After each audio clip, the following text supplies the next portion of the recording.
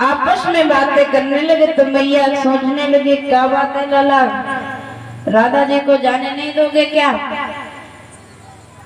तब तक राधा जी कहने लगी मैया देखो समय ज्यादा हो गया है, हम ये कहते कि तुम अपने कन्हैया को भेज दो, ये हमें छोड़ करके आ जाएगा, लौट आएगा, मैं अपने घर पहुंच जाऊंगी। मैया कहने लगी कोई बात नहीं, लिए जाओ, लेकिन हाँ जल्दी जाना कहना और जल्दी ही लौट करके आना, क्योंकि रात्रि का समय होने वाला है। भगवान कन्हैया ने जैसे इतनी बात सुनी तो एकदम खुशी के मारे फूले न समय कहने लगे अब राधा जी से थोड़ी तो बातें हो ही जाए। तो कहा कि कोई बात नहीं, चले हैं। इधर राधा जी और भगवान कन्हैया, जिस समय कन्हैया जी राधा जी को छोड़ने के लिए बरसाने की ओर चले तो जाते जाते आपस में बातें कर रहे हैं कि अब तुम आज तो जा रहे हैं, कल आओगे कि नहीं आओगे? राधा कहने लगी हम तो आएंगे, लेकिन तुम पता नहीं कल कहाँ पर मिलोगे, कहाँ पर नहीं मिलोगे। तो श्री सुखदेव जी बताते हैं कि त्रिनंदन परीक्षित जिस समय कान्हा राधा जी को छोड़ने के लिए बरसाने की ओर जा रहे थे, बरसाने के जैसे निकट आए तो राधा जी कहने लगी कन्हैया अब तुम वापस हो जाओ। कहा कन्हैया अब तुम वापस हो जाओ। कन्हैया कहने लगे वाह जी वाह, अब हम वापस हो जाएं, छोड़ दिया, अब कह रहे कि हम वापस हो जाएं, देखो कितना, अब तो रात्रि भी होने वाली है, रात्रि हो गई है। तो राधा जी कहने लगी कोई बात नहीं तुम चले जाओ, अरे अकेले जाने में तुम्हें कैसा डर? कहा देखो हम अकेले ना जाए, अगर हम अकेले गए कोई रास्ता में मिल गया तो वो तो हमें खा जाएगा। राधा जी कहने लगे कैसे बातें करते हो, अरे परम पिता परमात्मा होकर के तुम ऐसी बातें करते हो। तो कहने लगे देखो परम पिता परमात्मा तो अपनी जगह पर, लेकिन अब हम इंसान हैं।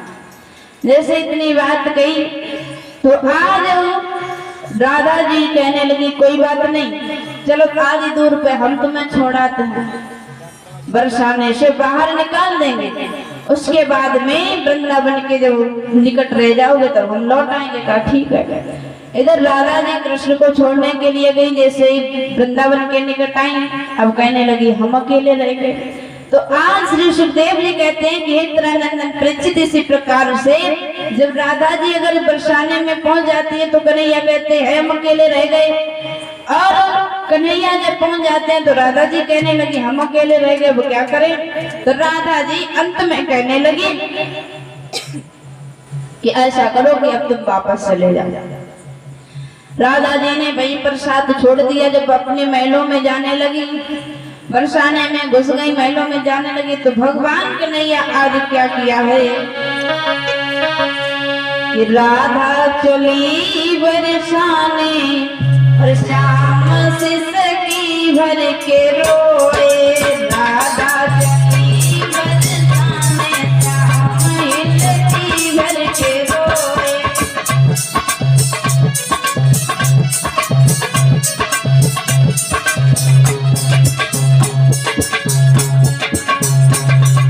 राधा चली बरसाने श्याम हिलती भर के रोए, राधा चली बरसाने श्याम सिसकी भर के रोए।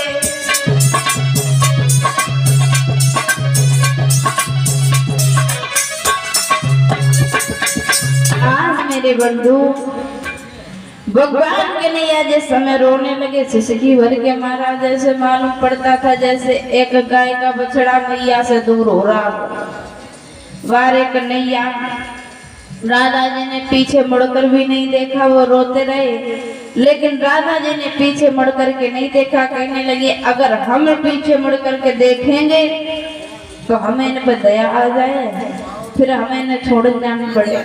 इसलिए राधा जी ने नहीं देखा। भगवान कन्हैया कहने लगे अब कोई हमारा साथ देने वाला नहीं, अब हमें अकेले जाना पड़े। तो अकेले जा गए, तो वृंदावन में गए।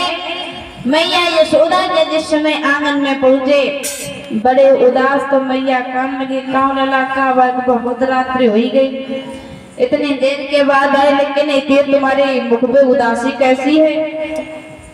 कहने लगे नहीं मैया कुछ नहीं हुआ, लेकिन माँ से एक कुछ नहीं छिपाया जा सकता है, क्योंकि माँ जो होती है वो पहले उसे पता चल जाता है कि बच्चा हमारा भूखा है, प्यासा है, उसके मन में क्या चल रहा है, क्या नहीं चल रहा है। कोई ये बात पता कर पाए या ना पता कर पाए, लेकिन माँ जो होती है उसे पहले ही पता चल जाता है कि हमारे संतान को कौन सी चीज की आवश्यकता है। मैया कहने लगी कोई बात नहीं लला, अगर अब चलेंगे तो सवेरे फिर बुला लियो, फिर खेल लेना करके।